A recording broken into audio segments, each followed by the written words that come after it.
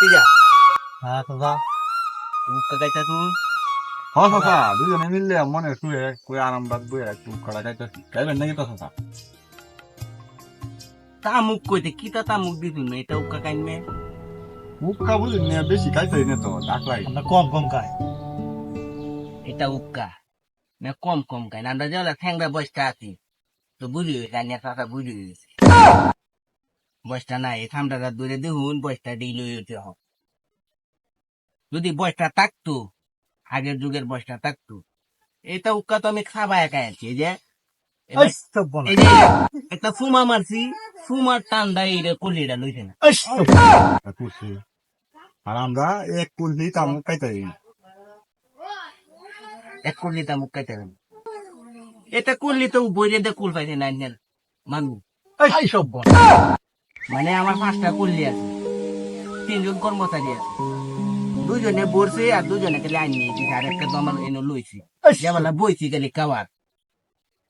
আচ্ছা দাদা আমাদের যুগে তো এটা কুললি আসেনি আরে না এই যে আমরা আসেনি তো আমরা পিতলের দেখি টাকা পিতলের টাকা এটা তো আমি মারি তো 10 টিয়া উকাটার দাম আছে না 2500 টিয়া এই সব বনা আগের যুগের কাজে আমরা আগের যুগের প্রতিযোগিতা অন করতে কি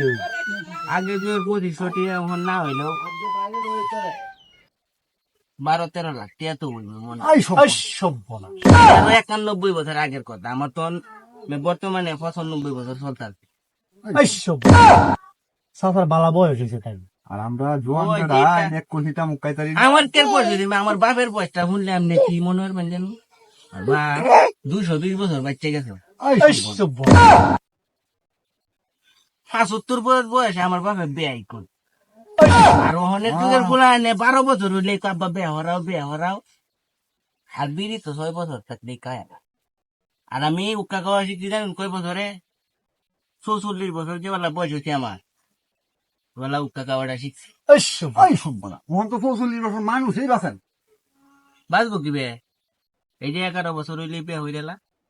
জীবনটা নষ্ট হয়ে যায় এখানে। জীবনটা তো 11 বছর হইলে আমি বিয়া করছি মেয়ে আমার ফুলার বয়স মাত্র 35 বছর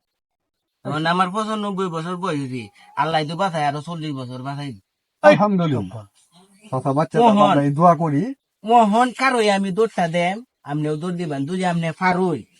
সামনে আবার পিতলের একটা উক্কা কিনে দেন যদি 2 লাখ টাকাও লাগে এই কথা এটা ঠিক কইছেন দাদা কারণ আমরা চুলটা ধরে যেমন চুলটা করতে নি শক্ত এই সব বনা আর আপনারা 16 ডিল হয়ে চুলটা অনিষ্ট